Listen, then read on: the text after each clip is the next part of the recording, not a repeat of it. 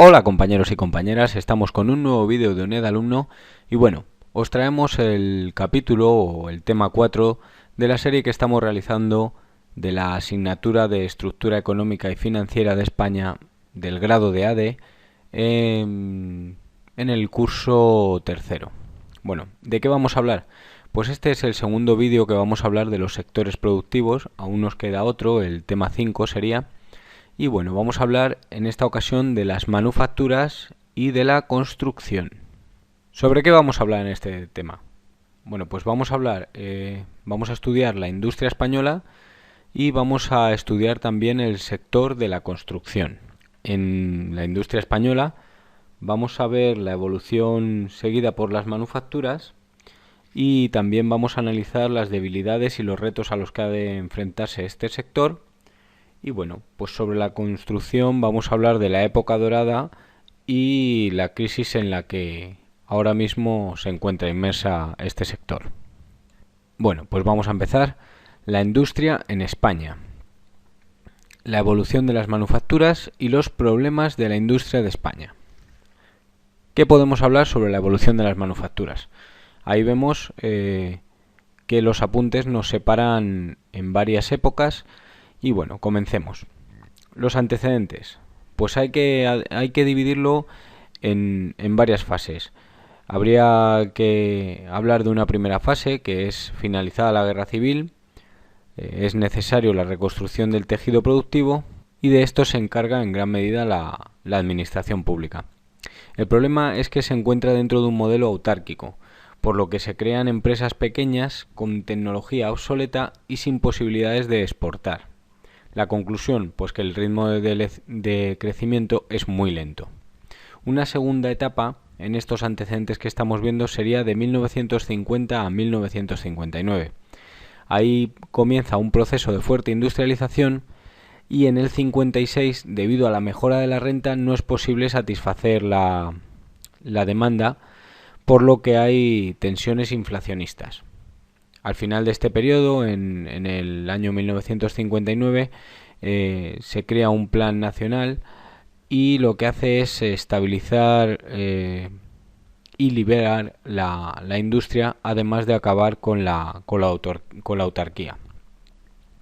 Por último, habría una tercera etapa, que serían las décadas de los años 60 y 70, que se comienza con un fuerte proceso de industrialización, ya que España se abre al mundo y hace que España se coloque dentro de los 12 primeros países del mundo, propiciando con ello una gran productividad. ¿Qué problemas se afrontan durante esta época? Bueno, pues el sector público que ejercía un papel fundamental, los privilegios de la industria nacional, privilegios en cuanto a créditos, a financiación y ayudas del Estado, que existía una industria pequeña e intensificada, por lo que había problemas sobre todo a la hora de creación en escala, además de una intensiva mano de obra, y que la mayoría de las exportaciones de manufacturas eran básicas. Estas no necesitaban apenas tecnología, por lo que eran importaciones muy baratas. La segunda etapa sería la crisis del sector industrial, de 1975 a 1985. Esta etapa comienza un par de años antes con la crisis del petróleo en el 73 y aunque afectó a toda Europa, en España creó problemas más profundos. ¿Por qué? Pues porque España no trasladó la carestía del petróleo al ciudadano. Posteriormente, esto causó unos problemas más graves y una crisis más grave en España que en el resto de Europa, que sí lo hicieron. Otro de los rasgos principales de esta crisis fue que dejó en evidencia la gran dependencia que tenía España energética, puesto que, como hemos comentado en vídeos anteriores, apenas seguimos siendo capaces de producir algo de energía para el autoconsumo. Esta etapa finaliza con un periodo que va desde 1983 hasta el 86, en el que se realiza una reconversión industrial en dos grandes bloques. Por un lado, el laboral y por otro, el financiero. Aunque tuvieron un resultado negativo para los ciudadanos y un resultado positivo desde el punto de vista de la competencia. Pasemos ahora a la tercera fase, la recuperación industrial, que va de 1985 a 1989. Este periodo se caracteriza por la finalización de la reconversión industrial, con la consecuencia de que hay una contención en la subida salarial y hay un saneamiento financiero de las empresas. Otro factor importante fue que se entró en la Comunidad Económica Europea. Esto provocó una entrada de capital y de tecnología extranjera, lo que aumentó la productividad, pero también tuvo un factor negativo que fue la mayor competencia a la que se vio sometida la industria española. Finalmente, se puede concluir que esta etapa generó un gran progreso en la industria española. La siguiente etapa serían los rasgos de la crisis industrial de comienzos de los 90, que va del 89 al 94. A finales de los 80, la industria entra en un periodo de recesión debido a la demanda interna, puesto que ésta cae. Este periodo finalizará en el año 93.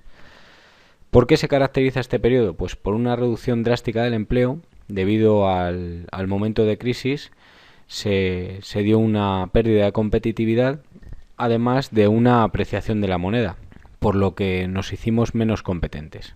En el año 93 se corrige este periodo de recesión debido a dos devaluaciones de la peseta y a un aumento de la competitividad de la industria debido al incremento de la productividad por la caída del empleo. La siguiente etapa, la expansión de las manufacturas, que va del 95 al 2007. Esta etapa podríamos dividirla en dos periodos. Del 95 al 2000, que las manufacturas y el empleo crecen de manera similar o proporcional, y del 2000 al 2007, que aunque las manufacturas siguen creciendo, el empleo en este sector cae debido a una mayor productividad. Cae el empleo en las manufacturas, pero no aumenta el desempleo, puesto que se produce un trasvase hacia la construcción. Y por último llegamos al impacto de la gran recesión, que sería del 2008 al 2013. Este periodo lo podemos caracterizar por una gran destrucción de empleo de la industria, debido a la gran recesión económica que ha sufrido toda la Unión Europea, pero aunque en toda la Unión Europea ha habido una recesión, se ha podido analizar que en España esta está siendo más dura o más fuerte. Hablemos ahora de los problemas de la industria española. Por un lado está la falta de competitividad. ¿A qué se debe esta falta de competitividad?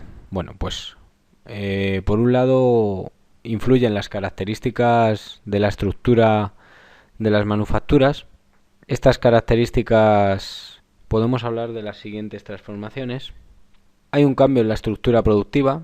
Se pasa de las industrias manufactureras a industrias con aplicación tecnológica más avanzada. El aumento del comercio exterior, ya que en la última etapa expansiva se ha producido un aumento importante tanto de las importaciones como de las exportaciones.